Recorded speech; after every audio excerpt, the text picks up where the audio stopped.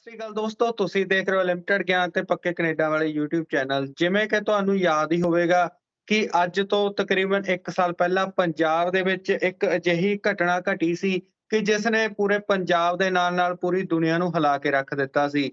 ਧਨੌਲਾ ਦਾ ਇੱਕ ਨੌਜਵਾਨ ਲਵਪ੍ਰੀਤ ਸਿੰਘ ਲਾਡੀ, ਜਿਸ ਨੇ ਕਿ ਸੁਸਾਈਡ ਕਰ ਲਿਆ। ਜਦੋਂ ਉਸ ਨੌਜਵਾਨ ਨੇ ਆਪਣੀ ਜੀਵਨ ਲੀਲਾ ਖਤਮ ਕੀਤੀ ਤਾਂ ਬਹੁਤ ਸਾਰੀਆਂ ਅਜਿਹੀਆਂ ਪਰਤਾਂ ਖੁੱਲੀਆਂ, ਜਿਸ ਨੇ ਕਿ ਜਿੱਥੇ ਇਨਸਾਨੀ ਰਿਸ਼ਤਿਆਂ ਨੂੰ ਦਾਗਦਾਰ ਕੀਤਾ, ਉੱਥੇ ਹੀ ਲਾਲਚ ਦੇ ਵੀ ਸਿਖਰ ਨੂੰ ਦਿਖਾਇਆ ਕਿ ਕਿਸ ਤਰ੍ਹਾਂ ਲਾਲਚ ਪਿੱਛੇ ਲੋਕ ਇਨਸਾਨੀ ਜ਼ਿੰਦਗੀਆਂ ਦੇ ਨਾਲ ਵੀ, ਰਿਸ਼ਤਿਆਂ ਦੇ ਨਾਲ ਵੀ ਖੇਡ ਜਾਂਦੇ ਨੇ ਤੇ ਆਪਣੇ ਐਸ਼ੋ-ਆਰਾਮ ਦੇ ਲਈ ਕਿਸ ਤਰ੍ਹਾਂ ਆਪਣੇ ਉਹਨਾਂ ਰਿਸ਼ਤਿਆਂ ਤੱਕ ਨੂੰ ਕੁਰਬਾਨ ਕਰ ਦਿੰਦੇ ਨੇ, ਜਿਨ੍ਹਾਂ ਰਿਸ਼ਤਿਆਂ ਦੇ ਕਿਸੇ ਵੇਲੇ ਇੰਡੀਆ ਉਹਨਾਂ ਰਿਸ਼ਤਿਆਂ ਦੀ ਅਹਿਮੀਅਤ ਕਰਕੇ ਜਾਣਿਆ ਜਾਂਦਾ ਸੀ। ਆਪਾਂ ਗੱਲ ਕਰ ਰਹੇ ਹਾਂ ਲਵਪ੍ਰੀਤ ਸਿੰਘ ਲਾਡੀ ਅਤੇ ਬੇਅੰਤ ਕੌਰ ਬਾਜਵਾ ਕੇਸ ਬਾਰੇ। ਜਿਵੇਂ ਕਿ ਤੁਹਾਨੂੰ ਪਤਾ ਹੀ ਹੈ ਕਿ ਕੁਝ ਦਿਨਾਂ ਤੋਂ ਇੱਕ ਖਬਰ ਕਾਫੀ ਜ਼ਿਆਦਾ ਵਾਇਰਲ ਹੋ ਰਹੀ ਹੈ ਕਿ ਮੈਡਮ ਮਨੀਸ਼ਾ ਗੁਲਾਟੀ ਜੀ ਨੇ, ਜੋ ਕਿ ਵੂਮਨ ਕਮਿਸ਼ਨ ਦੇ ਚੇਅਰਪਰਸਨ ਨੇ, ਕਿ ਉਹਨਾਂ ਨੇ ਕੈਨੇਡਾ ਦੇ ਵਿੱਚ ਜਸਟਿਨ ਟਰੂਡੋ ਸਰਕਾਰ ਦੇ ਨਾਲ ਗੱਲਬਾਤ ਕੀਤੀ ਹੈ। ਉੱਥੋਂ ਉਹਨਾਂ ਨੂੰ ਕੋਈ ਲੈਟਰ ਦਾ ਜਵਾਬ ਆਇਆ ਬੇਅੰਤ ਕੌਰ ਬਾਜਵਾ ਤੇ ਬੈਨ ਲਾਉਣ ਬਾਰੇ।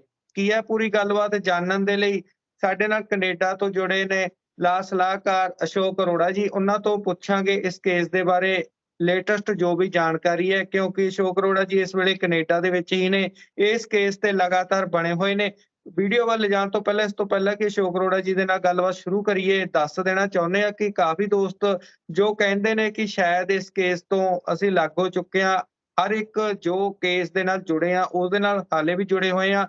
ਜਿਵੇਂ ਹੀ ਕੋਈ ਅਪਡੇਟ ਆਉਂਦਾ ਹੈ ਉਸੇ ਸਮੇਂ ਤੁਹਾਡੇ ਲਈ ਲੈ ਕੇ ਹਾਜ਼ਰ ਹੁੰਦੇ ਆ। ਸੋ ਬੇਅੰਤ ਕੌਰ ਬਾਜਵਾ ਤੇ ਲਵਪ੍ਰੀਤ ਸਿੰਘ ਲਾਡੀ ਵਾਲੇ ਕੇਸ ਤੇ ਜੋ ਤਾਜ਼ਾ ਅਪਡੇਟ ਹੈ, ਤਾਜ਼ਾ ਜਾਣਕਾਰੀ ਹੈ, ਉਸ ਦੀ ਜਾਣਕਾਰੀ ਲੈਣ ਦੇ ਲਈ ਤੁਹਾਡੀ ਗੱਲਬਾਤ ਕਰਾਉਂਦੇ ਹਾਂ ਅਸ਼ੋਕ ਅਰੋੜਾ ਜੀ ਦੇ ਨਾਲ। ਸਭ ਤੋਂ ਪਹਿਲਾਂ ਤਾਂ ਸਰ ਸਵਾਗਤ ਹੈ ਜੀ ਤੁਹਾਡਾ ਬਹੁਤ-ਬਹੁਤ। ਧੰਨਵਾਦ ਜੀ। ਅਨਲਿਮਟਿਡ ਗਿਆਨ ਦੇ ਸਾਰੇ ਦਰਸ਼ਕਾਂ ਦਾ ਸਵਾਗਤ ਹੈ ਜੀ। ਤੇ ਉਹਨਾਂ ਨੂੰ ਸਤਿ ਸ੍ਰੀ ਅਕਾਲ, ਨਮਸਕਾਰ, ਆਦਾਬ। ਧੰਨਵਾਦ ਤੁਹਾਡਾ ਸਾਨੂੰ ਫੇਰ ਇੱਕ ਵਾਰੀ ਮੌਕਾ ਦੇਣ ਲਈ ਆਪਣੀ ਬੇਅੰਤ ਕੌਰ ਬਾਜਵਾ ਦੇ ਕੇਸ ਦੱਸਣ ਬਾਰੇ। ਸਰ ਸਭ ਤੋਂ ਪਹਿਲਾਂ ਤਾਂ ਮਾਫੀ ਵੀ ਚਾਹੁੰਦੇ ਆ ਤੇ ਦਰਸ਼ਕਾਂ ਨੂੰ ਵੀ ਦੱਸ ਦਈਏ ਕਿ ਇਸ ਵੇਲੇ ਕੈਨੇਡਾ ਦੇ ਵਿੱਚ ਕਾਫੀ ਦੇਰ ਰਾਤ ਦਾ ਸਮਾਂ ਹੈ, ਪਰ ਫਿਰ ਵੀ ਸਰ ਤੋਂ ਸਮਾਂ ਮੰਗਿਆ। 3:30 ਹੋ ਗਏ ਜੀ। ਮੈਂ ਕੰਮ ਕਰ ਰਿਹਾ ਜੀ। ਮੈਂ ਕਿਉਂਕਿ ਇੰਡੀਆ 'ਚ ਡੇ ਹੁੰਦਾ ਹੈ, ਇੱਧਰ ਨਾਈਟ ਹੁੰਦੀ ਹੈ। ਮੈਂ ਇਸ ਟਾਈਮ 3:30 ਵੱਜ ਗਏ ਰਾਤ ਦੇ, ਹਾਂਜੀ। ਤੇ ਮੈਂ ਕੰਮ ਕਰ ਰਿਹਾ ਸੀ ਆਪਣੀਆਂ ਜਿਹੜੀ ਇਮੀਗ੍ਰੇਸ਼ਨ ਦੀਆਂ ਫਾਈਲਸ ਤੇ ਜਿਹੜੇ ਕਲਾਇੰਟਸ ਦੀਆਂ, ਤੇ ਤੁਹਾਡੀ ਕਾਲ ਆਈ, ਫਿਰ ਮੈਂ ਚਲੋ ਕਰਦੇ ਆਪਾਂ ਗੱਲਬਾਤ। ਤੁਸੀਂ ਸਮਾਂ ਦਿੱਤਾ ਹੀ ਉਹ ਵੀ ਬਹੁਤ ਅਹਿਮੀਅਤ ਹੈ, ਕਿਉਂਕਿ ਹਾਲੇ ਵੀ ਕੇਸ ਦੇ ਨਾਲ ਉਸੇ ਤਰ੍ਹਾਂ ਤੁਸੀਂ ਜੁੜੇ ਹੋਏ ਹੋ, ਕਿਉਂਕਿ ਜਿੰਨਾ ਅਸੀਂ ਨਜ਼ਦੀਕ ਤੋਂ ਦੇਖਿਆ ਪਰਿਵਾਰ ਦੀ ਫਾਈਨੈਂਸ਼ਲੀ ਤੁਸੀਂ ਮਦਦ ਵੀ ਕੀਤੀ, ਹੋਰ ਵੀ ਨਾਲ ਖੜੇ ਰਹੇ ਹੋ। ਹਾਲਾਂਕਿ ਤੁਸੀਂ ਹਮੇਸ਼ਾ ਸਾਨੂੰ ਦੱਸਣ ਤੋਂ ਮਨਾ ਕਰਦੇ ਰਹੇ ਹੋ ਵੀ ਇਹ ਗੱਲ ਸਾਹਮਣੇ ਨਹੀਂ ਲੈ ਕੇ ਆਉਣੀ। ਤੇ ਸਰ ਪਿਛਲੇ ਦਿਨੀ ਜੋ ਕੁਝ ਵੀ ਹੋਇਆ ਜੀ, ਕਿਸ ਤਰ੍ਹਾਂ ਦੇਖਦੇ ਹੋ? ਜਿਵੇਂ ਮੈਡਮ ਮਨੀਸ਼ਾ ਗੁਲਾਟੀ ਜੀ ਨੇ ਜਾਣਕਾਰੀ ਸਾਂਝੀ ਕੀਤੀ ਹੈ ਕਿ ਉਹਨਾਂ ਦੀ ਟਰੂਡੋ ਸਰਕਾਰ ਦੇ ਨਾਲ ਗੱਲਬਾਤ ਹੋਈ ਹੈ, ਬੇਅੰਤ ਕੌਰ ਬਾਜਵਾ ਤੇ ਬੈਨ ਲੱਗੂਗਾ, ਇਸ ਤਰ੍ਹਾਂ ਦੀਆਂ ਗੱਲਾਂ ਸਾਹਮਣੇ ਆਈਆਂ ਨੇ। ਤੁਸੀਂ ਕਿਸ ਨਜ਼ਰੀਏ ਦੇ ਨਾਲ ਦੇਖਦੇ ਹੋ ਤੇ ਕੀ ਅਸਲ ਸੱਚ ਹੈ ਇਸ ਦੇ ਪਿੱਛੇ ਦਾ ਜੀ? ਦੇਖੋ, ਮੈਨੂੰ ਹੋਰ ਵੀ ਕਈ ਮਿੱਤਰਾਂ ਦੇ ਇੰਡੀਆ ਤੋਂ, ਪੰਜਾਬ ਤੋਂ ਫੋਨ ਆਏ ਸੀਗੇ ਇਹ ਵੀ ਮਨੀਸ਼ਾ ਗੁਲਾਟੀ ਜੀ ਨੇ ਕੀ ਬੇਅੰਤ ਕੌਰ ਬਾਜਵਾ ਡਿਪੋਰਟ ਹੋ ਚੁੱਕੀ ਹੈ ਜਾਂ ਕੀ ਸਟੋਰੀ ਹੈ। ਮੈਨੂੰ ਕਾਫੀ ਫੋਨ ਆਏ ਸੀਗੇ ਕਿ ਸਾਨੂੰ ਦੱਸੋ ਕੀ ਅਪਡੇਟ ਹੈ। ਮੈਂ ਜ਼ਿਆਦਾ ਅਪਡੇਟ ਦੱਸਿਆ ਨਹੀਂ, ਜ਼ਿਆਦਾ ਗੱਲ ਕੀਤੀ ਨਹੀਂ ਹੈਗੀ। ਤੇ ਹੁਣ ਮੈਂ ਦੱਸਣਾ ਚਾਹੁੰਦਾ ਤੁਹਾਡੇ ਦਰਸ਼ਕਾਂ ਨੂੰ ਕਿ ਜਿਹੜਾ ਲੈਟਰ ਲਿਖਿਆ ਸੀ ਜਿਹੜੀ ਮਨੀਸ਼ਾ ਗੁਲਾਟੀ ਜੀ ਨੇ, ਉਹਨਾਂ ਨੇ ਕਿਹਾ ਹੈ ਕਿ ਜੁਲਾਈ 2021 ਚ ਲੈਟਰ ਭੇਜਿਆ ਸੀ ਵਿਦੇਸ਼ ਮੰਤਰਾਲਾ ਜਿਹੜਾ ਕੈਨੇਡਾ ਦਾ, ਤੇ ਉਹਦਾ ਹੁਣ ਉਹਨਾਂ ਨੂੰ ਜਵਾਬ ਆਇਆ, ਠੀਕ ਹੈ, ਕੁਝ ਦਿਨ ਪਹਿਲਾਂ। ਕਹਿੰਦੇ ਦੇਖੋ, ਮੈਂ ਉਹ ਲੈਟਰ ਦਾ ਕੰਟੈਂਟ ਪੜ੍ਹਨਾ ਚਾਹੂੰਗਾ ਕਿ ਉਹ ਲੈਟਰ 'ਚ ਠੀਕ ਹੈ। ਉਹਨਾਂ ਨੇ ਕੀ ਲਿਖਿਆ ਸੀਗਾ। ਤੇ ਪਹਿਲਾਂ ਉਹਨਾਂ ਨੇ ਮਨੀਸ਼ਾ ਗੁਲਾਟੀ ਜੀ ਨੇ ਲੈਟਰ 'ਚ ਕੀ ਲਿਖਿਆ ਸੀਗਾ ਵਿਦੇਸ਼ ਮੰਤਰਾਲਾ ਜਿਹੜਾ ਸੀਗਾ ਇੱਥੇ ਕੈਨੇਡਾ ਦਾ, ਤੇ ਜਿਹੜਾ ਹੁਣ ਜਵਾਬ ਆਇਆ ਉਹ 'ਚ ਕੀ ਆਇਆ, ਕੀ ਉਹਦੇ ਵਿੱਚ ਬੇਅੰਤ ਕੌਰ ਬਾਜਵਾ ਦਾ ਜਿਹੜਾ ਜ਼ਿਕਰ ਸੀਗਾ ਜਦੋਂ ਮਨੀਸ਼ਾ ਗੁਲਾਟੀ ਜੀ ਨੇ ਲੈਟਰ ਲਿਖਿਆ ਸੀ। ਦੇਖੋ, ਇਲਜ਼ਾਮ ਲਾਉਣ ਨਾਲ ਏਦਾਂ ਜਿਹੜੇ ਕਾਨੂੰਨ ਜਿਹੜਾ ਕਾਨੂੰਨ ਆ ਨਾ, ਜਾਂ ਕੋਰਟ ਕਚਹਿਰੀਆਂ ਜਿਹੜੇ ਕੇਸ ਨੇ, ਉਹ ਸਿਰਫ ਸਿੰਪਲ ਐਲੀਗੇਸ਼ਨ ਨਾਲ ਨਹੀਂ ਜਿੱਤੇ ਜਾਂਦੇ, ਤੇ ਸਬੂਤ ਪ੍ਰੂਫ ਵੀ ਪੇਸ਼ ਕਰਨੇ ਪੈਂਦੇ ਨੇ। ਮੈਂ ਇਹ ਪੁੱਛਣਾ ਚਾਹੁੰਦਾ ਜਿਹੜੀ ਆਨਰੇਬਲ ਮਨੀਸ਼ਾ ਗੁਲਾਟੀ ਜੀ ਨੇ, ਕੀ ਉਹਨਾਂ ਨੇ ਬੇਅੰਤ ਕੌਰ ਬਾਜਵਾ ਦਾ date of birth, passport number, UCI number, visa application number, ਜਿਨ੍ਹਾਂ ਦੇ ਉਹ ਬੇਅੰਤ ਕੌਰ ਬਾਜਵਾ ਸਟੱਡੀ ਪਰਮਿਟ ਤੇ ਆਈ ਸੀ, ਕੀ ਉਹਦੇ 'ਚੋਂ ਜਾਣਕਾਰੀ ਦਿੱਤੀ ਗਈ ਸੀ ਜੁਲਾਈ 2021 'ਚ ਜਦੋਂ ਲੈਟਰ ਲਿਖਿਆ ਸੀ ਕੈਨੇਡਾ ਦੇ ਵਿਦੇਸ਼ ਮੰਤਰਾਲਿਆਂ ਨੂੰ? ਠੀਕ ਹੈ। ਤੇ ਹੁਣ ਜਿਹੜਾ ਜਵਾਬ ਆਇਆ, ਕੀ ਉਹਦੇ 'ਚ ਵਿਦੇਸ਼ ਮੰਤਰਾਲਿਆਂ ਨੇ ਬੇਅੰਤ ਕੌਰ ਬਾਜਵਾ ਦਾ ਜ਼ਿਕਰ ਕੀਤਾ? ਕਿ ਅਸੀਂ ਉਹਨੂੰ ਡਿਪੋਰਟ ਕਰਾਂਗੇ ਜਾਂ ਉਹ ਤੇ ਐਕਸ਼ਨ ਲਾਂਗੇ, ਉਹਦੇ ਕਾਰਵਾਈ। ਇਦਾਂ ਦਾ ਕੋਈ ਵੀ ਮੇਰੀ ਅਸੈਸਮੈਂਟ ਹੈ, ਇਦਾਂ ਦਾ ਕੁਝ ਵੀ ਨਹੀਂ ਹੋਣਾ, ਕਿਉਂਕਿ ਜਦ ਤੱਕ ਤੁਸੀਂ ਸਪੈਸੀਫਿਕਲੀ ਲਿਖਦੇ ਨਹੀਂ ਹੈਗੇ ਲੈਟਰ ਦੇ ਵਿੱਚ ਉਹਦੀ ਇਨਫੋਰਮੇਸ਼ਨ ਕੇਸ ਦੀ। ਸਪੋਜ਼ ਕਰ ਲਓ ਆਪਾਂ ਕੋਰਟ 'ਚ ਕੇਸ ਲੜਦੇ ਹਾਂ, ਉਹਦੇ 'ਚ ਆਪਾਂ ਨੂੰ ਦਲੀਲਾਂ ਪੇਸ਼ ਕਰਨੀਆਂ ਪੈਂਦੀਆਂ ਨੇ, ਐਵੀਡੈਂਸ ਦੇਣੇ ਪੈਂਦੇ ਨੇ, ਨਾਮ ਦੇਣਾ ਪੈਂਦਾ, ਸਾਰਾ ਕੁਝ ਦੇਣਾ ਪੈਂਦਾ। ਜਸਟ ਉਹਨਾਂ ਨੇ ਮਨੀਸ਼ਾ ਗੁਲਾਟੀ ਨੇ ਇੱਕ ਲੈਟਰ ਲਿਖਿਆ ਹੋਣਾ ਵਿਦੇਸ਼ ਮੰਤਰਾਲੇ ਨੂੰ, ਜੀ ਤਾਂ ਘਪਲੇ ਹੋ ਰਹੇ ਨੇ, ਕੁੜੀਆਂ ਕਰਦੇ ਨੇ, ਮੁੰਡੇ ਕਰਦੇ ਨੇ, ਆਈਲੈਟਸ ਕਾਂਡ ਹੋ ਰਹੇ ਨੇ, ਠੀਕ ਆ। ਉਹਨਾਂ ਨੇ ਇੱਕ ਜਵਾਬ ਦੇਤਾ ਕਿ ਹਾਂਜੀ ਚਲੋ ਅਸੀਂ ਇਹਦੇ ਤੇ ਕਾਰਵਾਈ ਕਰਾਂਗੇ, ਪਰ ਉਹ ਕਿਹਦੇ ਤੇ ਕਾਰਵਾਈ ਕਰਨਗੇ? ਬੇਅੰਤ ਕੌਰ ਬਾਜਵਾ ਦਾ ਮੇਰਾ ਜੋ ਵਿਸ਼ਵਾਸ ਹੈ, ਜੋ ਮੇਰਾ ਮੰਨਣਾ ਹੈ, ਤੇ ਬੇਅੰਤ ਕੌਰ ਬਾਜਵਾ ਬਾਰੇ ਉਸ ਲੈਟਰ ਦੇ ਵਿੱਚ ਕੁਝ ਵੀ ਨਹੀਂ ਲਿਖਿਆ ਹੋਣਾ। ਇਦਾਂ ਕਾਰਵਾਈਆਂ ਨਹੀਂ ਹੁੰਦੀਆਂ। ਇਸ ਲਈ ਮੈਂ ਤੁਹਾਡੇ ਥਰੂ ਇਹ ਜਾਣਨਾ ਚਾਹਨਾ, ਰਿਕੁਐਸਟ ਕਰਨਾ ਚਾਹਨਾ, ਮਨੀਸ਼ਾ ਗੁਲਾਟੀ ਜੀ ਉਹ ਲੈਟਰ ਦੀ ਕਾਪੀ ਸਾਨੂੰ ਦਿਖਾਓ ਤੇ ਉਹਦੇ ਦੱਸੋ ਵੀ ਤੁਸੀਂ ਬੇਅੰਤ ਜਾਂ ਐਕਸਪਲੇਨੇਸ਼ਨ ਦਿਓ ਕਿ ਉਹਦੇ 'ਚ ਬੇਅੰਤ ਕੌਰ ਬਾਜਵਾ ਬਾਰੇ ਕੁਝ ਦੱਸਿਆ ਕੈਨੇਡਾ ਦੀ ਸਰਕਾਰ ਨੇ ਜਾਂ ਨਹੀਂ ਦੱਸਿਆ।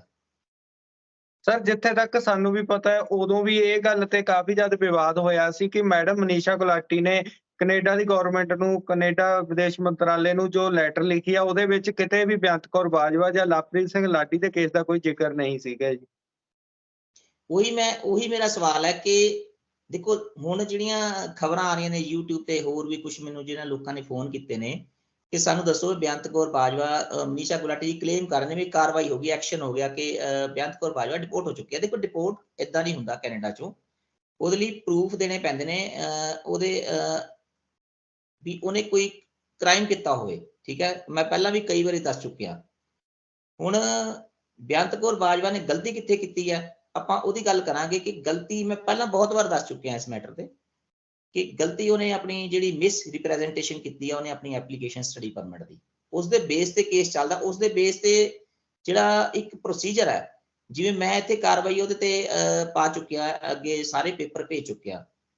CBSA ਜਿਹੜਾ ਡਿਸੀਜਨ ਲੈਂਦਾ, CBSA Canada border service agency ਹੈ, ਉਹਨੂੰ ਤੁਹਾਨੂੰ ਪ੍ਰੂਫ ਜਾਂ ਐਵੀਡੈਂਸ ਦੇਣੇ ਪੈਂਦੇ ਨੇ ਵੀ ਆਹ ਜਿਹੜਾ ਪਰਸਨ ਇੱਥੇ ਰਹਿ ਰਿਹਾ ਕੈਨੇਡਾ 'ਚ, ਕੁੜੀ ਆ ਜਾਂ ਮੁੰਡਾ ਹੈ, ਉਹ ਫੋਰਨ ਵਰਕਰ ਹੈ, ਅੱਛਾ ਹੈ, ਠੀਕ ਹੈ, ਵੀ ਉਹਨੇ ਮਿਸ ਰਿਪਰੈਜ਼ੈਂਟੇਸ਼ਨ ਕੀਤੀ ਹੈ, ਵੀ ਇਹਦੀ ਐਪਲੀਕੇਸ਼ਨ 'ਚ ਆਹ ਗਲਤੀ ਹੋਈ ਹੈ, ਨੇ ਆਹ ਝੂਠ ਬੋਲਿਆ, ਤੇ ਉਹਦੇ ਵਿੱਚ CBSA ਜਿਹੜਾ ਹੈਗਾ ਇਨਵੈਸਟੀਗੇਸ਼ਨ ਕਰਦਾ ਹੈ ਕਿ ਹਾਂਜੀ ਇਹ ਜਿਹੜੀ ਐਲੀਗੇਸ਼ਨਸ ਆਈਆਂ ਨੇ ਵੀ ਇੱਥੇ ਫੋਰਨ ਵਰਕਰ ਦਾ, ਜਿਵੇਂ ਮੈਂ ਸਾਰਾ ਕੁਝ ਉਹਦਾ ਨਾਮ ਲਿਖ ਕੇ ਭੇਜਿਆ, ਉਹਦਾ ਪਾਸਪੋਰਟ ਨੰਬਰ ਹੋ ਗਿਆ, ਉਹਦਾ UCI ਨੰਬਰ ਹੋ ਗਿਆ, ਐਪਲੀਕੇਸ਼ਨ ਨੰਬਰ ਹੋ ਗਿਆ, ਹਰ ਚੀਜ਼ ਪ੍ਰੋਵਾਈਡ ਕੀਤੀ ਹੈ, ਸਬੂਤ, ਸਰਕਮਸਟੈਂਸਸ, ਜਿਹੜੇ ਸਰਾਊਂਡਿੰਗ ਸਰਕਮਸਟੈਂਸਸ ਕੀ ਸੀ, ਆ ਮੁੰਡੇ ਨੇ ਸੁਸਾਈਡ ਕੀਤਾ ਪੰਜਾਬ 'ਚ, ਲਵਪ੍ਰੀਤ ਲਾਡੀ ਨੇ, ਤੇ ਸਾਰੀ ਮੈਂ ਸਟੋਰੀ ਬਣਾ ਕੇ ਤਕਰੀਬਨ 80-90 ਪੇਜ ਦੀ ਫਾਈਲ ਮੈਂ CBSA ਨੂੰ, ਦਿੱਲੀ ਦੀ ਜਿਹੜੀ ਕੈਨੇਡੀਅਨ ਹਾਈ ਕਮਿਸ਼ਨ ਆ ਉਹਨੂੰ ਭੇਜ ਚੁੱਕਿਆ, CBSA ਨੂੰ ਭੇਜ ਚੁੱਕਿਆ, ਮੈਂ ਤਾਂ ਆਨਲਾਈਨ ਵੀ ਭੇਜ ਚੁੱਕਿਆ, ਬਾਈ ਪੇਪਰਸ ਵੀ ਭੇਜ ਚੁੱਕਿਆ, ਤਾਂ ਕਿ ਜਲਦੀ ਤੋਂ ਜਲਦੀ ਕਾਰਵਾਈ ਹੋਵੇ।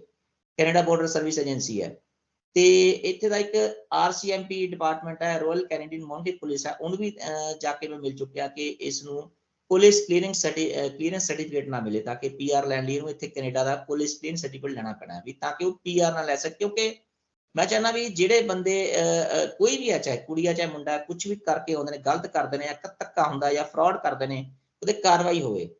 ਕੈਨੇਡਾ ਜਿਹੜਾ ਹੈਗਾ ਇਸ ਚੀਜ਼ਾਂ ਨੂੰ ਸਵੀਕਾਰ ਨਹੀਂ ਕਰਦਾ ਹੈਗਾ, ਕੋਈ ਬੰਦਾ ਫਰਾਡ ਕਰਕੇ ਆਉਂਦਾ, ਆਪਣੇ ਡਾਕੂਮੈਂਟਰੀ ਫਰਾਡ, ਠੀਕ ਹੈ। ਤੇ ਇਸੇ ਜਿਹੜਾ ਮੇਰੀ ਕੱਲ ਇੱਕ ਮੀਟਿੰਗ ਵੀ ਹੈ, ਮੈਂਬਰ ਆਫ ਪਾਰਲੀਮੈਂਟ ਸਾਡੇ ਇੱਥੇ ਏਰੀਆ 'ਚ ਹੈਗੇ ਨੇ, ਮੈਂਬਰ ਆਫ ਪਾਰਲੀਮੈਂਟ ਸ਼ੌਨ ਚੈਨ, ਮੈਂ ਉਹਦੀ ਵੀਡੀਓ ਵੀ ਭੇਜੂ ਨੂੰ ਪਾਊਂਗਾ, ਸ਼ੌਨ ਚੈਨ ਹੈਗੇ, ਮਿਸਟਰ ਸ਼ੌਨ ਚੈਨ, ਉਹਨਾਂ ਨੂੰ ਮੈਂ ਮਿਲਣਾ ਕੱਲ, ਮੇਰੀ ਮੀਟਿੰਗ ਆ ਉਹਨਾਂ ਨਾਲ, ਤੇ ਇਸ ਕੇਸ ਬਾਰੇ ਮੈਂ ਅਪਡੇਟ ਲੈਣਾ ਵੀ CBSA ਤੇ ਕੀ ਕਾਰਵਾਈ ਕਰ ਰਹੀ ਹੈ, ਠੀਕ ਹੈ।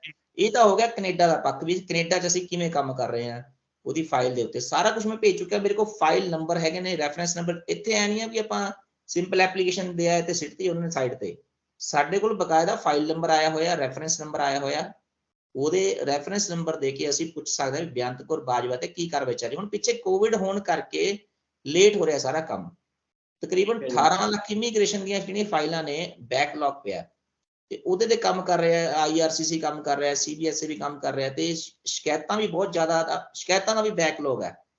ਹੁਣ ਬੇਅੰਤ ਕੌਰ ਬਾਜਵਾ ਦਾ ਜਿਹੜਾ ਇੱਕ ਮੁੰਡੇ ਦੀ ਡੈਥ ਹੋਈ ਹੈ, ਸੁਸਾਈਡ ਕੀਤਾ ਉਹਨੇ, ਲਵਪ੍ਰੀਤ ਸਿੰਘ ਲਾਡੀ ਨੇ, ਉਹ ਇੱਕ ਅਲੱਗ ਜਿਹਾ ਕੇਸ ਬਣ ਜਾਂਦਾ, ਠੀਕ ਹੈ। ਫਰਾਡ ਕਰਦੇ ਨੇ ਲੋਕ, ਕੋਈ ਡਾਕੂਮੈਂਟਰੀ ਫਰਾਡ ਕਰਦਾ, ਕੋਈ ਕਰਦਾ, ਪਰ ਇਹਦੇ 'ਚ ਇੱਕ ਡੈਥ ਹੋਈ ਹੈ ਪਰਸਨ ਦੀ, ਉਹਦੇ 'ਚ ਅਸੀਂ ਡੈਥ ਸਰਟੀਫਿਕੇਟ ਵਗੈਰਾ ਸਭ ਕੁਝ ਭੇਜਿਆ ਹੋਇਆ ਉੱਪਰ, ਤੇ ਮੀਡੀਆ ਦੀ ਰਿਪੋਰਟਸ ਭੇਜੀਆਂ ਹੋਈਆਂ, ਜੋ ਵੀ ਹੈਗਾ ਜਿੰਨਾ ਕੁਝ ਪ੍ਰੋਵਾਈਡ ਮੈਂ ਕਰ ਸਕਦਾ ਸੀ ਪ੍ਰੋਵਾਈਡ ਕਰਾਇਆ CBSE ਨੂੰ, ਤਾਂ ਕਿ ਉਹ ਤੇ ਜਲਦੀ ਤੋਂ ਜਲਦੀ ਕਾਰਵਾਈ ਹੋ ਸਕੇ ਤੇ ਉਹ ਤੇ ਮਿਸ ਰਿਪਰੈਜ਼ੈਂਟੇਸ਼ਨ ਦਾ ਕੇਸ ਜਿਹੜਾ ਸਾਬਤ ਹੋ ਸਕੇ ਤੇ ਉਹਨੂੰ ਇੱਥੋਂ ਜਿਹੜਾ ਹੈਗਾ ਡਿਪੋਰਟ ਕਰਾਇਆ ਜਾ ਸਕੇ ਕੈਨੇਡਾ ਚੋਂ। ਤੇ ਸਰ ਪੰਜਾਬ ਦੇ ਵਿੱਚ ਵੀ ਨਵੀਂ ਸਰਕਾਰ ਬਣੀ ਆ, ਹਾਲਾਂਕਿ ਲਵਪ੍ਰੀਤ ਸਿੰਘ ਲਾਡੀ ਧਨੌਲੇ ਤੋਂ ਨਾਲ ਸੰਬੰਧ ਰੱਖਦਾ ਸੀ, ਸੰਗਰੂਰ ਜ਼ਿਲ੍ਹੇ ਨਾਲ ਸੰਬੰਧ ਰੱਖਦਾ ਸੀ, ਬਰਨਾਲੇ ਨਾਲ। ਉੱਥੋਂ ਜੋ ਵਿਧਾਇਕ ਰਹਿੰਦੇ ਰਹੇ ਨੇ, ਮੈਂਬਰ ਪਾਰਲੀਮੈਂਟ ਰਹੇ ਨੇ ਸਰਦਾਰ ਭਗਵੰਤ ਸਿੰਘ ਮਾਨ ਜੀ, ਉਹ ਇਸ ਵੇਲੇ ਪੰਜਾਬ ਦੇ CM ਨੇ। ਉਹਨਾਂ ਨੂੰ ਕਿਸ ਨਜ਼ਰੀਏ ਨਾਲ ਦੇਖਦੇ ਹੋ? ਕੀ ਪਰਿਵਾਰ ਵੱਲੋਂ ਪਹੁੰਚ ਕੀਤੀ ਗਈ ਹੋਵੇ, ਤੁਹਾਨੂੰ ਪਤਾ ਲੱਗਿਆ ਹੋਵੇ, ਜਾਂ ਤੁਸੀਂ ਕਿਸ ਨਜ਼ਰੀਏ ਨਾਲ ਦੇਖਦੇ ਹੋ? ਕੀ ਉਮੀਦ ਰੱਖਦੇ ਹੋ ਕਿ ਇੱਕ ਜਿਸ ਹਲਕੇ ਦੀ ਉਹ ਨੁਮਾਇੰਦਗੀ ਕਰਦੇ ਸੀ, ਉੱਥੋਂ ਦੇ ਇੱਕ ਨੌਜਵਾਨ ਦਾ ਇਸ ਤਰ੍ਹਾਂ ਦਾ ਕੇਸ ਹੋਇਆ ਜਿਹੜਾ ਪੂਰੀ ਦੁਨੀਆ ਦੇ ਵਿੱਚ ਚਰਚਾ ਦੇ ਵਿੱਚ ਰਿਹਾ ਜੀ, ਕਿਉਂਕਿ ਇਸ ਵੇਲੇ ਉਹ ਪਾਵਰ 'ਚ ਨੇ? ਹਾਂਜੀ, ਸਭ ਤੋਂ ਪਹਿਲਾਂ ਤਾਂ ਮੈਂ ਭਗਵੰਤ ਮਾਨ ਜੀ ਨੂੰ ਬਹੁਤ-ਬਹੁਤ ਵਧਾਈਆਂ ਦਿੰਦਾ ਕਿ ਉਹ ਪੰਜਾਬ ਦੇ ਚੀਫ ਮਿਨਿਸਟਰ ਬਣੇ ਨੇ। ਆਮ ਆਦਮੀ ਪਾਰਟੀ ਸਰਕਾਰ ਬਣੀ ਹੈ, ਉਹਨਾਂ ਨੂੰ ਸਭ ਨੂੰ ਵਧਾਈਆਂ ਨੇ ਬਹੁਤ-ਬਹੁਤ। ਤੇ ਬਹੁਤ ਲੋਕਾਂ ਨੂੰ ਆਸ ਹੈ, ਹੋਪ ਹੈ ਬਹੁਤ ਜ਼ਿਆਦਾ ਵੀ ਵਧੀਆ ਕੰਮ ਹੋਣਗੇ। ਔਰ ਇਮਾਨਦਾਰ ਵੀ ਨੇ ਭਗਵੰਤ ਮਾਨ ਜੀ, ਆਨਰੇਬਲ ਚੀਫ ਮਿਨਿਸਟਰ ਨੇ, ਇਮਾਨਦਾਰ ਵੀ ਨੇ। ਮੈਂ ਆਸ਼ਾ ਕਰਦਾ, ਮੈਂ ਪੂਰੀ ਸੋਚ ਰੱਖਦਾ ਕਿ ਉਹ ਕੰਮ ਜ਼ਰੂਰ ਕਰਾਂਗੇ।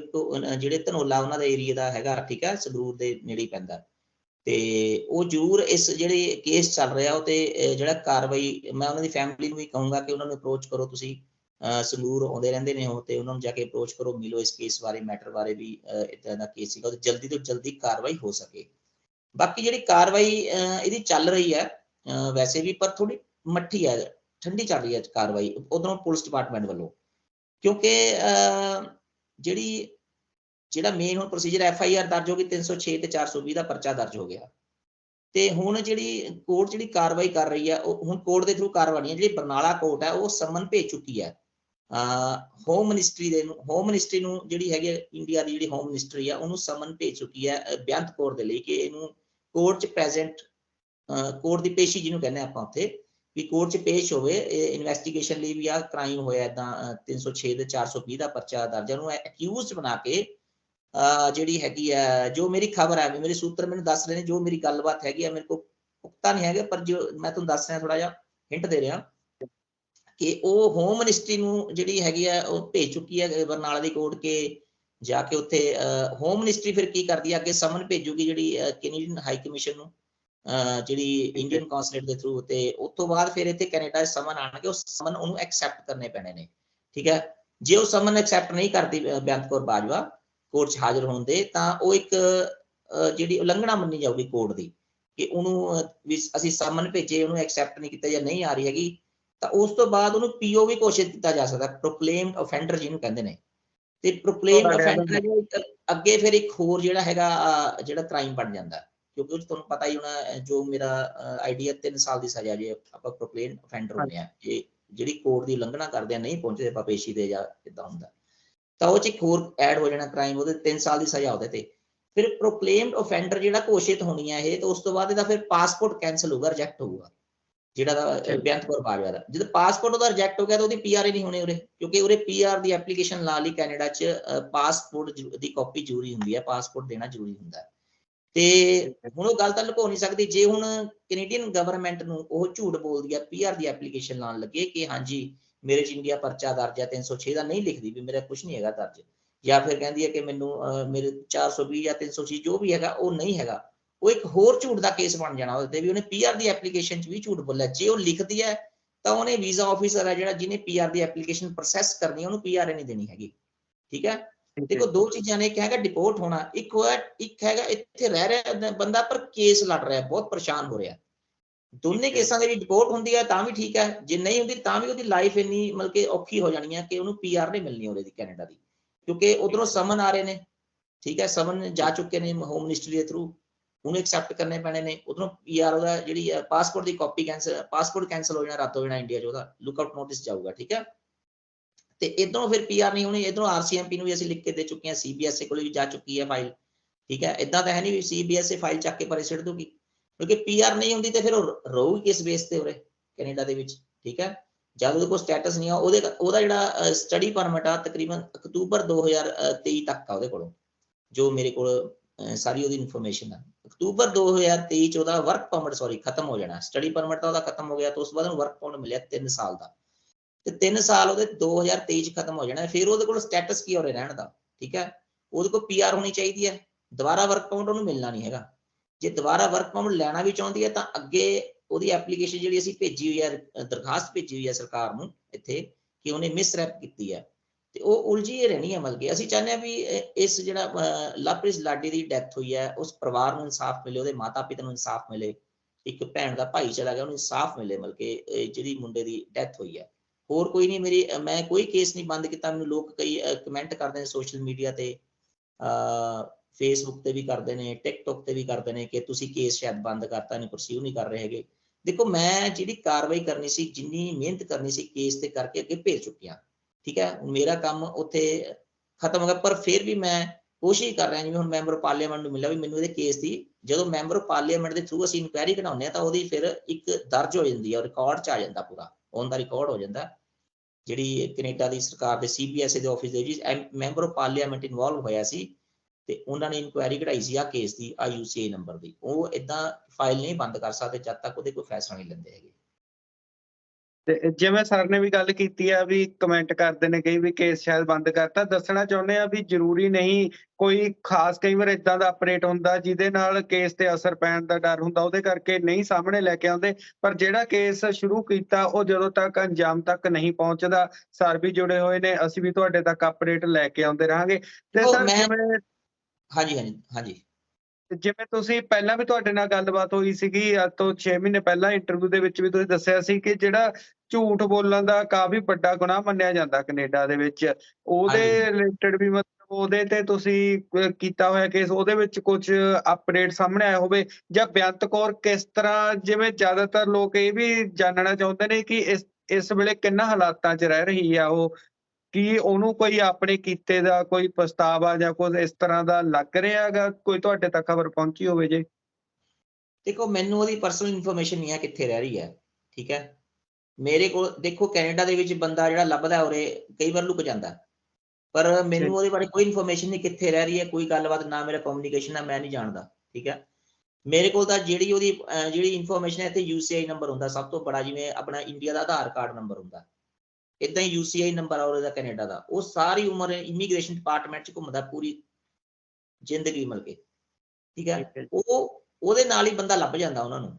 ਅਸੀਂ ਉਹ ਸਾਰਾ ਲਿਖ ਕੇ ਦੇਖ ਚੁੱਕੇ ਹਾਂ ਵੀ ਆਹ ਉਹਦਾ ਜਿਹੜਾ ਹੈਗਾ SIN ਨੰਬਰ ਆ, SIN ਨੰਬਰ ਵੀ ਪਤਾ ਸਾਨੂੰ, ਉਹਦਾ UCI ਨੰਬਰ ਪਤਾ, ਐਪਲੀਕੇਸ਼ਨ ਨੰਬਰ ਪਤਾ, ਡੇਟ ਆਫ ਬਰਥ ਪਤਾ, ਉਹਦੀ ਪਾਸਪੋਰਟ ਨੰਬਰ ਹੋਵੇ। ਸਾਡੇ ਕੋਲ ਮੋਰ ਦੈਨ ਇਨਫ ਇਨਫੋਰਮੇਸ਼ਨ ਹੈਗੀ ਹੈ। ਇੱਕ ਡੇਟ ਆਫ ਬਰਥ ਵੀ ਹੋਵੇ ਤਾਂ ਵੀ ਲੱਭ ਜਾਂਦਾ ਬੰਦਾ, ਪਰ ਸਾਡੇ ਕੋਲ ਇਨਫੋਰਮੇਸ਼ਨ ਪੂਰੀ ਆ। ਉਹ UCI ਨੰਬਰ ਕਦੇ ਨਹੀਂ ਬਦਲ ਸਕਦਾ, ਜਿਵੇਂ ਆਧਾਰ ਕਾਰਡ ਨੰਬਰ ਬੰਦੇ ਦਾ ਕਦੇ ਨਹੀਂ ਚੇਂਜ ਹੋ ਸਕਦਾ, ਇਦਾਂ ਹੀ, ਠੀਕ ਹੈ। ਫੋਟੋ ਚੇਂਜ ਹੋ ਜਾਂਦੀ ਹੈ ਪਰ ਆਧਾਰ ਕਾਰਡ ਨੰਬਰ ਹੀ ਚੇਂਜ ਹੁੰਦਾ, ਇਦਾਂ ਹੀ UCI ਨੰਬਰ ਕਦੇ ਚੇਂਜ ਨਹੀਂ ਹੋ ਸਕਦਾ। UCI ਨੰਬਰ ਮੇਰੇ ਕੋਲ ਪੂਰਾ ਹੈਗਾ, ਉਹ ਭੇਜ ਚੁੱਕਿਆ ਮੈਂ ਉੱਪਰ CBSA ਨੂੰ। ਜਿੱਥੇ ਮਰਜ਼ੀ ਰਹਿ ਲਵੇ ਉਹਨਾਂ ਨੇ ਲੱਭ ਲੈਣਾ, ਪਰ ਉਹ ਲੱਭਣਗੇ ਉਹਨੂੰ ਜਦੋਂ ਨੋਟਿਸ ਭੇਜਣਾ ਹੈ ਇਮੀਗ੍ਰੇਸ਼ਨ ਡਿਵੀਜ਼ਨ ਦੇ ਵਿੱਚ ਕੇਸ ਲਾਉਣ ਲਈ, ਜਾਂ CBSA ਦੀ ਜਿਹੜਾ ਰਿਪੋਰਟ ਲਿਖਦਾ ਹੈ ਸੈਕਸ਼ਨ, ਜਿਹੜੀ 44 ਦੀ ਰਿਪੋਰਟ ਹੁੰਦੀ ਹੈ, ਉਹਦੇ ਅੰਡਰ ਰਿਪੋਰਟ ਲਿਖੂਗਾ CBSA ਆਫੀਸਰ ਕਿ ਤੇ ਇਦਾਂ ਤੇਰੇ ਤੇ ਕੇਸ ਬਣਦਾ, ਉਹ ਆਪਣੇ ਲੱਭ ਲੈਣਗੇ, ਕੋਈ ਚੱਕਰ ਨਹੀਂ। ਉਹਨਾਂ ਕੋਲ ਸਾਰੀ ਇਨਫੋਰਮੇਸ਼ਨ ਹੁੰਦੀ ਹੈ, RCM ਪੁਲਿਸ ਨੂੰ ਇਨਵੋਲਵ ਕਰ ਲੈਂਦੇ ਨੇ, ਉਹ SIN ਨੰਬਰ ਨਾਲ ਲੱਭ ਲੈਂਦੇ ਨੇ ਕਿੱਥੇ ਹੈ ਪਰਸਨ, ਕੀ ਕੰਮ ਕਰਦਾ, ਸਭ ਕੁਝ ਪਤਾ ਹੀ ਉਹਨਾਂ ਨੂੰ ਲੱਗ ਜਾਂਦਾ। ਤੇ ਉਹ ਅਸੀਂ ਪੂਰੀ ਕੋਸ਼ਿਸ਼ ਕਰ ਰਹੇ ਹਾਂ ਕਿ ਵੀ ਉਹ ਤੇ ਜਿਹੜੀ ਵੀ ਹੈ ਕਾਰਵਾਈ ਹੋਵੇ, ਵੀ ਫੈਸਲੇ ਦਾ ਜਿਹੜਾ ਰਿਜ਼ਲਟ ਜੋ ਮਰਜ਼ੀ ਆਵੇ। ਅਸੀਂ ਜਿਹੜੇ ਫੈਕਟਸ ਐਂਡ ਫਿਗਰਸ ਭੇਜੀਆਂ ਨੇ, ਮੈਂ ਬਿਲਕੁਲ 100% ਉਹਤੇ ਮਿਸ ਰਿਪਰੈਜ਼ੈਂਟੇਸ਼ਨ ਦਾ ਕੇਸ ਬਣਦਾ। ਉਹਨੇ ਝੂਠ ਬੋਲਿਆ ਆਪਣੀ ਐਪਲੀਕੇਸ਼ਨ ਦੇ ਵਿੱਚ, marriage of convenience, immigration refugee protection regulation ਦੀ ਧਾਰਾ 4, ਮੈਂ ਪਹਿਲਾਂ ਵੀ ਦੱਸ ਚੁੱਕਿਆ, ਇਮੀਗ੍ਰੇਸ਼ਨ ਰਿਫਿਊਜੀ ਪ੍ਰੋਟੈਕਸ਼ਨ ਐਕਟ ਦੀ ਧਾਰਾ 40, ਠੀਕ ਹੈ। ਉਹਦੇ ਮੁਤਾਬਿਕ ਇਹ ਮਿਸ ਰਿਪਰੈਜ਼ੈਂਟੇਸ਼ਨ ਦਾ ਕੇਸ ਬਣਦਾ, 100% ਬਣਦਾ ਮੇਰੇ ਹਿਸਾਬ ਨਾਲ। ਮੈਂ ਪੂਰਾ ਕੌਨਫੀਡੈਂਟ ਹਾਂ ਇਸ ਦੇ ਉੱਤੇ, ਤੇ ਉਹ ਡਿਪੋਰਟ ਹੋਣੀ ਚਾਹੀਦੀ ਹੈ ਮੇਰੇ ਹਿਸਾਬ ਨਾਲ, ਇੱਥੇ ਨਹੀਂ ਰਹਿਣੀ ਚਾਹੀਦੀ। ਜਿਹੜਾ ਬੰਦਾ ਇੱਥੇ ਝੂਠ ਬੋਲਦਾ ਹੈ, ਚਾਹੇ ਉਹ ਤੋਂ ਇਲਾਵਾ ਹੋਰ ਵੀ ਕੋਈ ਹੈ ਝੂਠ ਬੋਲਦਾ ਆਪਣੀ ਐਪਲੀਕੇਸ਼ਨ ਦੇ ਵਿੱਚ ਕਿਸੇ ਵੀ ਤਰੀਕੇ ਨਾਲ, ਚਾਹੇ ਵਿਜ਼ਟਰ ਵੀਜ਼ੇ ਤੇ ਆਇਆ, ਵਰਕ ਪਰਮਿਟ ਤੇ ਆਇਆ, ਚਾਹੇ ਉਹ ਸਟੱਡੀ ਪਰਮਿਟ ਤੇ ਆਇਆ, ਜਾਂ ਫਿਰ ਚਾਹੇ PR ਵੀ ਬਣ ਗਿਆ, CTN ਵੀ ਬਣ ਜਾਵੇ, ਉਹਨੂੰ ਵੀ ਡਿਪੋਰਟ ਕਰ ਦਿੰਦੇ ਨੇ ਕੈਨੇਡਾ ਚੋਂ, ਜੇ ਪਤਾ ਲੱਗੇ ਕਿ ਉਹਨੇ ਆਪਣੀ ਕਾਗਜ਼ਾਂ 'ਚ ਹੇਰਾਫੇਰੀ ਜਾਂ ਜਾਲੀ ਕਾਗਜ਼ ਲਾਏ ਸੀ, ਝੂਠ ਬੋਲਿਆ ਸੀ ਐਪਲੀਕੇਸ਼ਨ ਦੇ ਵਿੱਚ। ਇੱਕ ਛੋਟੇ ਜਿਹੇ ਝੂਠ ਨੂੰ ਵੀ ਉਹ ਬਹੁਤ ਵੱਡੀ ਗੱਲ ਮੰਨਦੇ ਨੇ। ਇਹ ਤਾਂ ਬਹੁਤ ਵੱਡਾ ਇਹਨੇ ਕੀਤਾ ਹੈ ਕਿ ਜਿਹੜੀ ਪੈਸੇ ਲਏ 13,80,000 ਰੁਪਇਆ ਲਵਪ੍ਰੀਤ ਲਾਡੀ ਦੇ ਪੇਰੈਂਟਸ ਤੋਂ, ਤੇ ਸ਼ੋਅ ਕੀਤਾ ਉਹਨੇ ਪੇਰੈਂਟਸ ਦਾ, ਆਪਣੇ ਮੰਮੀ ਪਾਪਾ ਦਾ, ਕਿ ਮੈਨੂੰ ਉਹਨਾਂ ਨੇ ਦਿੱਤਾ। ਇਹ ਬਹੁਤ ਵੱਡਾ ਝੂਠ ਹੈ। ਜੇ ਇਹ ਇਨਫੋਰਮੇਸ਼ਨ ਸਟੱਡੀ ਪਰਮਿਟ ਦੀ ਐਪਲੀਕੇਸ਼ਨ ਵੇਲੇ ਵੀਜ਼ਾ ਆਫੀਸਰ ਕੋਲ ਹੁੰਦੀ ਤਾਂ ਉਹ ਕਦੇ ਇਹਨੂੰ ਵੀਜ਼ਾ ਨਾ ਦਿੰਦਾ, ਅਸੀਂ ਇਹੀ ਲਿਖਿਆ ਗੱਲ ਵੀ ਜਿਹੜੀ ਉਹਦੀ ਐਪਲੀਕੇਸ਼ਨ ਪ੍ਰੋਸੈਸਿੰਗ ਦੇ ਵਿੱਚ ਵੀਜ਼ਾ ਆਫਿਸਰ ਕੋਲੋਂ ਐਰਰ ਹੋਈ ਹੈ, ਉਹ ਐਰਰ ਹੋ ਜਾਂਦੀ ਹੈ, ਉਹਨੂੰ ਕਹਿੰਦੇ ਐਡਮਿਨਿਸਟ੍ਰੇਟਿਵ ਐਰਰ। ਉਹ ਐਰਰ ਹੋ ਜਾਂਦੀ ਹੈ, ਉਹ ਐਰਰ ਨੂੰ ਦਰੁਸਤ ਕੀਤਾ ਜਾ ਸਕਦਾ। ਇਹਦਾ ਮਤਲਬ ਇਹ ਨਹੀਂ ਕਿ ਐਰਰ ਹੋ ਗਈ ਤਾਂ ਤੁਸੀਂ ਜੋ ਮਰਜ਼ੀ ਕਰ ਲਓਗੇ ਕੈਨੇਡਾ 'ਚ। ਉਹ ਐਰਰ ਨੂੰ ਦਰੁਸਤ ਕਰਕੇ ਉਹਨੂੰ ਨੋਟਿਸ ਕਰ ਦਿੰਦੇ, ਸਾਡੇ ਕੋਲ ਐਰਰ ਹੋ ਗਈ ਸੀ ਵੀਜ਼ਾ ਆਫਿਸਰ ਕੋਲੋਂ ਤੇ ਗਲਤੀ ਨਾਲ ਵੀਜ਼ਾ ਲੱਗਿਆ, ਤੇ ਉਹ ਵੀਜ਼ਾ ਕੈਂਸਲ ਹੋਣਾ ਚਾਹੀਦਾ ਮੇਰੇ ਹਿਸਾਬ ਨਾਲ। ਤੇ ਸਰ ਤੁਸੀਂ ਜਿਵੇਂ ਡੇ 1 ਤੋਂ ਕੇਸ ਦੇ ਨਾਲ ਜੁੜੇ ਹੋਏ ਹੋ, ਲਵਪ੍ਰੀਤ ਦੇ ਪਰਿਵਾਰ ਨਾਲ ਵੀ ਜੁੜੇ ਹੋਏ ਹੋ, ਇੰਡੀਆ ਦੇ ਵਿੱਚ ਵੀ ਰਹੇ ਹੋ, ਇੰਡੀਆ ਦੇ ਕਾਨੂੰਨ ਨੂੰ ਵੀ ਜਾਣਦੇ ਹੋ, ਕੈਨੇਡਾ ਦੇ ਵਿੱਚ ਤੁਸੀਂ ਇਮੀਗ੍ਰੇਸ਼ਨ ਲਾ ਸਲਾਹਕਾਰ ਹੋ, ਤੇ ਲਵਪ੍ਰੀਤ ਲਾਡੀ ਬੇਅੰਤ ਕੌਰ ਬਾਜਵਾ ਕੇਸ ਦੇ ਨਾਲ ਵੀ ਬਰੀਕੀ ਦੇ ਨਾਲ ਹਰ ਪਹਿਲੂ ਦੇ ਨਾਲ ਜੁੜੇ ਹੋਏ ਜਾਣਦੇ ਹੋ। ਜੇਕਰ ਲੋਕਾਂ ਦਾ ਸਵਾਲ ਤੁਹਾਡੇ ਸਾਹਮਣੇ ਰੱਖਾਂ, ਜਿਵੇਂ ਤੁਸੀਂ ਹੁਣ ਤੱਕ ਜੋ ਕੇਸ ਸਟੱਡੀ ਕੀਤਾ, ਜਿਸ ਮੁਕਾਮ ਤੱਕ ਹੁਣ ਤੱਕ ਕੇਸ ਪਹੁੰਚਿਆ, ਬੇਅੰਤ ਕੌਰ ਬਾਜਵਾ ਕੀ ਡਿਪੋਰਟ ਹੋਵੇਗੀ? ਜੇ ਹੋਵੇਗੀ ਤਾਂ ਕਦੋਂ ਤੱਕ ਮਤਲਬ ਹੋਣ ਦੇ ਆਸਾਰ ਨੇ ਉਹਦੇ? ਦੇਖੋ ਕੁਲਵਿੰਦਰ ਜੀ, ਮੈਂ ਇੱਕ ਗੱਲ ਕਹਿਣਾ ਚਾਹੁੰਦਾ ਵੀ ਜਦੋਂ ਆਪਾਂ ਵਿਜ਼ਟਰ ਵੀਜ਼ਾ ਦੀ ਫਾਈਲ ਲਾਉਂਦੇ ਆ, ਲੋਕਾਂ ਨੇ ਦੋ ਸਾਲ ਪਹਿਲਾਂ ਫਾਈਲਾਂ ਲਾਈਆਂ ਸੀ ਐਕਸਪ੍ਰੈਸ ਐਂਟਰੀ ਦੇ ਵਿੱਚ ਕੇਸ, PR ਦੇ, ਵਰਕ ਪਰਮਿਟ ਦੇ, ਸਟੱਡੀ ਪਰਮਿਟ ਦੀ। ਸਟੱਡੀ ਪਰਮਿਟ ਦੀ ਫਾਈਲ ਨੂੰ 3 ਤੋਂ ਲੈ ਕੇ 6 ਮਹੀਨੇ ਲੱਗ ਜਾਂਦੇ ਨੇ, ਤੇ ਵਰਕ ਪਰਮਿਟ ਦੀ ਐਪਲੀਕੇਸ਼ਨ ਨੂੰ 3 ਮਹੀਨੇ ਤੋਂ ਲੈ ਕੇ 1.5 ਸਾਲ 2 ਸਾਲ ਲੱਗ ਰਹੇ ਨੇ। ਸਪਾਊਸ ਵਰਕ ਪਰਮਿਟ ਦੀ ਫਾਈਲ ਨੂੰ 2 ਸਾਲ ਲੱਗ ਰਹੇ ਨੇ। ਕੋਵਿਡ ਕਰਕੇ 2 ਸਾਲ ਖਰਾਬ ਹੋ ਗਏ ਕੈਨੇਡਾ ਦੀ ਸਰਕਾਰ ਦੇ, ਠੀਕ ਹੈ। ਆਫਿਸਰ ਹੈ ਨਹੀਂ ਸੀ, ਬੈਕਲੌਗ ਬਹੁਤ ਜ਼ਿਆਦਾ ਹੋ ਗਿਆ ਫਾਈਲਾਂ ਦਾ, ਤੇ ਸਟਾਫ ਦੀ ਸ਼ਾਰਟੇਜ, ਠੀਕ ਹੈ। ਤੇ ਉਹਦੇ ਕਰਕੇ ਇੰਨਾ ਜ਼ਿਆਦਾ ਬੈਕਲੌਗ ਹੋ ਗਿਆ ਕਿ 2 ਸਾਲ ਖਰਾਬ ਹੋ ਗਏ। ਤੁਹਾਨੂੰ ਸਾਰਾ ਪਤਾ ਦੁਨੀਆ 'ਚ ਪੂਰਾ ਕਰੋਨਾ ਨੇ ਕਿਵੇਂ ਸਾਰਿਆਂ ਦਾ ਕੰਮ ਖਰਾਬ ਕੀਤਾ। ਆਫਿਸਰ ਜਿਹੜੇ ਘਰੋਂ ਕੰਮ ਕਰ ਰਹੇ ਸੀਗੇ, ਠੀਕ ਹੈ। ਤੇ ਉਹੀ ਗੱਲ ਇਹ ਕੇਸ ਤੇ ਵੀ ਲਾਗੂ ਹੁੰਦੀ ਹੈ। ਮੰਨ ਲਓ ਸ਼ਿਕਾਇਤ ਕੀਤੀ ਆਪਾਂ ਨੇ ਸਾਰੇ ਫੈਕਟਸ, ਫਿਗਰ, ਸਰਾਊਂਡਿੰਗ ਸਰਕਮਸਟੈਂਸਿਸ ਭੇਜੀਆਂ ਨੇ, ਉਹਨੂੰ ਟਾਈਮ ਲੱਗੂਗਾ। ਕੋਵਿਡ ਕਰਕੇ 2 ਸਾਲ ਖਰਾਬ ਹੋਣ, ਮੈਂ ਵਾਰੀ ਕਹਿਣਾ ਕਿ ਉਹਦੇ ਕਰਕੇ ਖਰਾਬ ਹੋ ਗਿਆ ਕੰਮ, ਨਹੀਂ ਤਾਂ ਹੁਣ ਤੱਕ ਐਕਸ਼ਨ ਹੋ ਜਾਣਾ ਸੀਗਾ। ਕੈਨੇਡਾ ਦੀ ਸਰਕਾਰ ਇਸ ਝੂਠ ਨੂੰ ਬਹੁਤ ਸੀਰੀਅਸਲੀ ਲੈਂਦੀ ਹੈ, ਠੀਕ ਹੈ। ਇੰਡੀਆ ਦੇ ਵਿੱਚ ਆਪਾਂ ਮਾੜਾ ਮੋਟਾ ਝੂਠ ਵੀ ਬੋਲਦੇ ਨੇ, ਚੱਲ ਜਾਂਦਾ, ਪੈਸੇ ਲੈ ਦੇ ਕੇ ਛੁੱਟ ਜਾਂਦੇ ਆਪਾਂ। ਪਰ ਇੱਥੇ ਜਦੋਂ ਜਿਵੇਂ ਕਹਿ ਸਕਦੇ ਮੈਂ ਪੰਜਾਬੀ ਦਾ ਵਰਡ ਮੈਨੂੰ ਦਿਮਾਗ 'ਚ ਨਹੀਂ ਆ ਰਿਹਾ ਮੇਰੇ, ਕਿ ਉਹ ਇੱਥੇ ਜਦ ਬੰਦਾ ਪੰਗਾ ਪੈਂਦਾ ਹੈ ਨਾ, ਭਸੂੜੀ ਜਿਹਨੂੰ ਕਹਿੰਦੇ ਪੈਂਦੀ ਆ, ਤਾਂ ਬਹੁਤ ਬੁਰੇ ਤਰੀਕੇ ਨਾਲ ਪੈਂਦੀ ਹੈ, ਤੇ ਉਹ ਫਿਰ ਬੰਦੇ ਨੂੰ ਛੱਡਦੇ ਨਹੀਂ ਹੈਗੇ, ਫਿਰ ਪੂਰੀ ਤਰ੍ਹਾਂ ਖਿੱਚ ਕੇ ਰੱਖਦੇ ਨੇ। ਤੇ ਜੇ ਹੁਣ ਮੰਨ ਲਓ ਡਿਪੋਰਟ, ਲੋਕੀ ਕਹਿੰਦੇ ਡਿਪੋਰਟ ਹੋਣੀ ਚਾਹੀਦੀ ਹੈ, ਡਿਪੋਰਟ ਦਾ ਮਤਲਬ ਵੀ ਉਹਨੂੰ ਕੈਨੇਡਾ 'ਚੋਂ ਕੱਢ ਦਿੱਤਾ ਜਾਣਾ ਚਾਹੀਦਾ, ਠੀਕ ਹੈ। ਉਹ ਹੋਊਗਾ ਇੱਕ ਬਾਅਦ ਵਾਲਾ ਐਕਸ਼ਨ, ਜਿਹੜਾ ਇੱਕ ਫਸਟ ਐਕਸ਼ਨ ਉਸ ਤੋਂ ਪਹਿਲਾਂ ਜਿਹੜਾ ਹੋਣਾ ਹੈ ਵੀ ਉਹ ਜਿਹੜਾ ਇਮੀਗ੍ਰੇਸ਼ਨ ਡਿਵੀਜ਼ਨ ਦੇ ਵਿੱਚ ਜਾਂ CBSA ਵੱਲੋਂ ਉਹਨੂੰ ਨੋਟਿਸ ਜਾਣੇ ਨੇ। ਉਹ ਜਿਵੇਂ ਹੁਣ ਆਪਾਂ ਇੰਡੀਆ ਦੇ ਵਿੱਚ ਕੋਈ ਕ੍ਰਾਈਮ ਕਰਦਾ, ਪਹਿਲਾਂ 5-7 ਸਾਲ ਦਾ ਕਚਹਿਰੀਆਂ ਦੇ ਧੱਕੇ ਖਾਂਦੇ ਆਪਾਂ, ਠੀਕ ਹੈ ਨਾ, ਉਸ ਤੋਂ ਬਾਅਦ ਜਾ ਕੇ ਕਿਤੇ ਸਜ਼ਾ ਹੁੰਦੀ ਹੈ, ਠੀਕ ਹੈ ਨਾ। ਇਦਾਂ ਇੱਥੇ ਹੀ ਹੋਣਾ। ਇੱਥੇ ਇੰਨੇ ਵਕੀਲ ਮਹਿੰਗੇ ਨੇ, 10-10, 20-20 ਹਜ਼ਾਰ ਡਾਲਰ ਲੈਂਦੇ ਨੇ, 30-30 ਹਜ਼ਾਰ ਡਾਲਰ ਕੇਸ ਲੜਨ ਦੇ, ਠੀਕ ਹੈ। ਇੰਨੇ ਜ਼ਿਆਦਾ ਮਹਿੰਗੇ ਲਾਇਰ ਨੇ, ਉਹ ਅਫੋਰਡ ਕਰਨੇ ਬਹੁਤ ਔਖੇ ਨੇ। ਜਦ ਤੱਕ ਉਹਦਾ ਵਰਕ ਪਰਮਿਟ ਵੀ ਖਤਮ ਹੋ ਜਾਣਾ ਅਕਤੂਬਰ 2023 ਤੱਕ। ਉਸ ਤੋਂ ਬਾਅਦ ਜੇ ਉਰੇ LME ਲੈਣੀ ਉਹਨੇ ਬੇਅੰਤ ਕੌਰ ਬਾਜਵਾ ਨੇ, ਜਾਂ ਫਿਰ ਉਹਨੇ ਹੋਰ ਵੀ ਰਹਿਣ ਦੇ ਤਰੀਕੇ ਲੱਭਣੇ ਨੇ। ਇੱਕ ਹੋਰ ਵੀ ਮੈਨੂੰ ਸੁਣਨ ਚ ਆਇਆ ਸੀ, ਮੈਨੂੰ ਬੰਦਾ ਦੱਸਦਾ ਸੀ ਉਰੇ, ਕਹਿੰਦੇ ਜੀ USA ਭੱਜ ਚੁੱਕੀ ਹੈ, ਜਾ ਚੁੱਕੀ ਹੈ, USA ਜਾ ਚੁੱਕੀ ਹੈ, ਠੀਕ ਹੈ, ਕਿਉਂਕਿ USA ਦਾ ਵਿਜ਼ਟਰ ਵੀਜ਼ਾ ਹੈਗਾ ਉਹਦੇ ਕੋਲੋਂ। ਪਰ ਉੱਥੇ ਵੀ ਉਹਦੇ ਕੋਲ ਕੋਈ ਆਪਸ਼ਨ ਨਹੀਂ ਹੈ। USA ਦੇ ਵਿੱਚ ਕੀ ਕਰੇਗੀ? USA ਜਾ ਕੇ ਬੰਦਾ 2 ਨੰਬਰ ਜਾਂ ਇਲੀਗਲ ਤਰੀਕੇ ਨਾਲ ਰਹਿ ਸਕਦਾ, ਪਰ ਉਹਨੂੰ ਲੀਗਲ ਵੇ ਨਾਲ ਕਿਵੇਂ ਕਰੂ? ਕਹਿੰਦੇ ਤੁਸੀਂ ਕੈਨੇਡਾ 'ਚ ਸਟੱਡੀ ਪਰਮਿਟ ਤੇ ਆਈ ਸੀ ਜਾਂ ਵਰਕ ਪਰਮਿਟ ਤੇ ਸੀ, ਇੱਥੇ USA ਆ ਕੇ ਕੀ ਕਰ ਰਹੀ ਹੈ ਤੂੰ, ਠੀਕ ਹੈ। ਤੇ ਤੇਰੇ ਕੋਲ ਕਿੰਨਾ, ਉਹਦੇ 6 ਮਹੀਨੇ ਦਾ ਵੀਜ਼ਾ ਹੁੰਦਾ, ਤੇ ਉਸ ਤੋਂ ਬਾਅਦ ਪਰਸਨ ਨੂੰ ਫਿਰ ਇਲੀਗਲ ਰਹਿਣਾ ਪੈਂਦਾ। ਬਹੁਤ ਲੋਕ ਗਏ ਹੋਏ ਨੇ USA 'ਚ ਰਹੀ ਜਾਂਦੇ ਨੇ। ਉਹ ਜ਼ਿੰਦਗੀ ਨਹੀਂ ਹੈ ਜਿਹੜੀ 1 ਨੰਬਰ 'ਚ ਰਹਿਣ ਨਾਲ PR ਬੰਦਾ ਬਣ ਕੇ ਰਹਿੰਦਾ, ਜਾਂ ਗ੍ਰੀਨ ਕਾਰਡ ਹੁੰਦਾ, ਜਾਂ ਉਹ। ਹੁਣ ਮੈਂ ਇਹ ਜਿਹੇ ਕੇਸ ਦੇਖੇ ਨੇ ਬਹੁਤ ਜ਼ਿਆਦਾ ਕਿ ਦੁਨੀਆ ਬਹੁਤ ਦੁਖੀ ਆ। ਜਿਹੜੇ ਬਾਹਰਲੇ ਮੁਲਕਾਂ 'ਚ ਵੀ ਇੰਨੀ ਦੁਨੀਆ ਸੁਖੀ ਨਹੀਂ ਹੈਗੀ।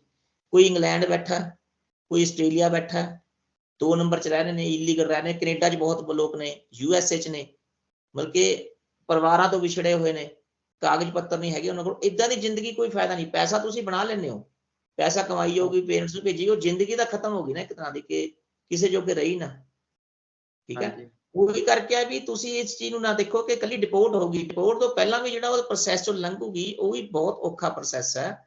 ਉਹਦੇ ਵਿੱਚ ਹੀ ਬੰਦੇ ਦਾ ਬਹੁਤ ਕੰਮ ਖਰਾਬ ਹੋ ਜਾਂਦਾ, ਤੇ ਉਹ ਹੋਊਗੀ ਡਿਪੋਰਟ। ਜਿਹੜੀ ਅਸੀਂ ਸਬੂਤ ਭੇਜੇ ਨੇ ਉਹਦੇ ਮੁਤਾਬਿਕ ਉਹ ਤੇ ਐਕਸ਼ਨ ਬਣਦਾ ਹੀ ਬਣਦਾ ਹੈ, ਕਿਉਂਕਿ ਮਿਸ ਰਿਪਰੈਜ਼ੈਂਟੇਸ਼ਨ ਦਾ ਕੇਸ ਬਣਦਾ ਉਹਦੇ ਤੇ। ਇਹਨੂੰ ਸੀਰੀਅਸ ਕ੍ਰਾਈਮ ਮੰਨਿਆ ਜਾਂਦਾ ਕੈਨੇਡਾ 'ਚ। ਸਰ ਬਿਲਕੁਲ ਸਹੀ ਕਿਹਾ ਤੁਸੀਂ। ਕਿਤੇ ਨਾ ਕਿਤੇ ਜੋ ਇੰਨੀਆਂ ਬਦਦੁਆਵਾਂ ਨੇ ਇਸ ਸਮੇਂ ਵੀ, ਜਾਂ ਲੰਘੇ 1 ਸਾਲ ਤੋਂ ਜੋ ਕੁਝ ਉਹ ਬਰਦਾਸ਼ਤ ਕਰ ਰਹੀ ਆ, ਝੱਲ ਰਹੀ ਆ ਆਪਣੇ ਮਾਨਸਿਕ ਅਤੇ ਸਰੀਰਕ ਤੌਰ ਤੇ, ਉਹ ਵੀ ਕਿਤੇ ਨਾ ਕਿਤੇ ਉਹਦੇ ਕੀਤੇ ਦੀ ਸਜ਼ਾ ਹੀ ਮਿਲ ਰਹੀ ਆ ਉਹਨੂੰ। ਸੋ ਇਹ ਸਨ ਅਸ਼ੋਕ ਅਰੋੜਾ ਜੀ, ਇਮੀਗ੍ਰੇਸ਼ਨ ਸਲਾਹਕਾਰ ਜੋ ਕਿ ਕੈਨੇਡਾ ਤੋਂ ਸਾਡੇ ਨਾਲ ਜੁੜੇ, ਜਿਨ੍ਹਾਂ ਨੇ ਕਿ ਬੇਅੰਤ ਕੌਰ ਬਾਜਵਾ ਤੇ ਲਵਪ੍ਰੀਤ ਸਿੰਘ ਲਾਡੀ ਵਾਲੇ ਕੇਸ ਤੇ ਖਾਸ ਜਾਣਕਾਰੀ ਦਿੱਤੀ। ਅਸੀਂ ਆਪਣੀ ਪੂਰੀ ਟੀਮ ਵੱਲੋਂ, ਦਰਸ਼ਕਾਂ ਵੱਲੋਂ ਸਰ ਤੁਹਾਡਾ ਧੰਨਵਾਦ ਕਰਦੇ ਹਾਂ। ਤੁਸੀਂ ਆਪਣੀ ਧੰਨਵਾਦ ਜੀ ਕੀਮਤੀ ਤੁਹਾਡੇ ਸਾਰੇ ਸਮੇਂ ਦੇ ਵਿੱਚ ਦਰਸ਼ਕਾਂ ਦਾ, ਤੁਹਾਡਾ ਵੀ ਕੁਲਵਿੰਦਰ ਜੀ। ਤੁਸੀਂ ਪਹਿਲਾਂ ਵੀ ਜਦੋਂ ਮੈਂ ਇੰਡੀਆ ਸੀ ਇੰਟਰਵਿਊ ਤੁਸੀਂ ਲਏ ਸੀ ਮੇਰੇ ਇਸ ਕੇਸ ਬਾਰੇ, ਤੇ ਹੁਣ ਵੀ ਤੁਸੀਂ ਇਸ ਚੀਜ਼ ਨਾਲ ਜੁੜੇ ਹੋਏ ਹੋ ਤੇ ਮੈਨੂੰ ਪੁੱਛਿਆ ਤੁਸੀਂ। ਮੈਨੂੰ ਬਹੁਤ ਲੋਕ ਪੁੱਛਦੇ ਆ, ਚਲੋ ਤੁਹਾਡੇ ਥਰੂ ਹੁਣ ਲੋਕਾਂ ਨੂੰ ਇਨਫੋਰਮੇਸ਼ਨ ਮਿਲ ਜੂਗੀ ਕਿ ਹਾਂ ਇਸ ਕੇਸ ਤੇ ਕੀ ਅਪਡੇਟ ਹੈ, ਕੀ ਚੱਲ ਰਿਹਾ ਤੇ ਕਾਰਵਾਈ ਚੱਲ ਰਹੀ ਹੈ। ਬਸ ਹੌਸਲਾ ਰੱਖੋ, ਥੋੜਾ ਜਿਹਾ ਪੇਸ਼ੈਂਸ ਰੱਖੋ, ਜ਼ਰੂਰ ਐਕਸ਼ਨ ਹੋਊਗਾ। ਸਰ ਧੰਨਵਾਦ ਇਹੀ ਜੀ। ਸੀਗਾ ਕਿ ਤੁਸੀਂ ਇੱਕ ਪਰਸਨ ਹੋ ਜਿਹੜੇ ਸਹੀ ਜਾਣਕਾਰੀ, ਕਿਉਂਕਿ ਤੁਸੀਂ ਇੱਕ ਤਾਂ ਕੈਨੇਡਾ ਦੇ ਵਿੱਚ ਵੀ ਉੱਥੇ ਨੇੜੇ ਹੋ, ਕਾਨੂੰਨ ਦੇ ਨਾਲ ਵੀ ਉੱਥੇ ਵੀ ਕਾਰਵਾਈ ਕਰ ਰਹੇ ਹੋ, ਇੱਥੇ ਵੀ ਕਾਰਵਾਈ ਆਪਣੀ ਪੂਰੀ ਕਰਕੇ ਗਏ ਹੋ। ਤੁਹਾਡੇ ਤੋਂ ਸਟੀਕ ਤੇ ਸਹੀ ਜਾਣਕਾਰੀ ਕੋਈ ਹੋਰ ਸਾਡੇ ਖਿਆਲ 'ਚ ਨਹੀਂ ਦੇ ਸਕਦਾ। ਇਸ ਕਰਕੇ ਤੁਸੀਂ ਆਪਣੇ ਕੀਮਤੀ ਸਮੇਂ 'ਚ ਸਮਾਂ ਦਿੱਤਾ ਹੈ, ਉਹਦੇ ਲਈ ਬਹੁਤ-ਬਹੁਤ ਧੰਨਵਾਦ ਜੀ। ਧੰਨਵਾਦ ਜੀ, ਥੈਂਕ ਯੂ ਵੈਰੀ ਮਚ। ਤੋ ਦਰਸ਼ਕੋ ਹੁਣ ਇੱਥੇ ਦਿਓ ਇਜਾਜ਼ਤ। ਜਿਵੇਂ ਹੀ ਕੋਈ ਹੋਰ ਅਪਡੇਟ ਸਾਹਮਣੇ ਆਉਂਦਾ ਹੈ, ਉਸੇ ਸਮੇਂ ਤੁਹਾਡੇ ਲਈ ਅਨਲਿਮਟਿਡ ਗਿਆਨ ਅਤੇ ਪੱਕੇ ਕੈਨੇਡਾ ਵਾਲੇ YouTube ਚੈਨਲ ਤੇ ਲੈ ਕੇ ਹਾਜ਼ਰ ਹੋਵਾਂਗੇ। ਸੋ ਬਣੇ ਰਹਿਣਾ ਚੈਨਲਸ ਦੇ ਨਾਲ ਤੇ ਦੋਵੇਂ ਚੈਨਲਸ ਨੂੰ ਸਬਸਕ੍ਰਾਈਬ ਕਰਕੇ ਨੋਟੀਫਿਕੇਸ਼ਨ ਬੈਲ ਆਲ ਵਾਲੀ ਆਪਸ਼ਨ ਤੇ ਜ਼ਰੂਰ ਸਿਲੈਕਟ ਕਰ ਲੈਣਾ। ਮਿਲਦੇ ਹਾਂ ਜਲਦ। ਧੰਨਵਾਦ।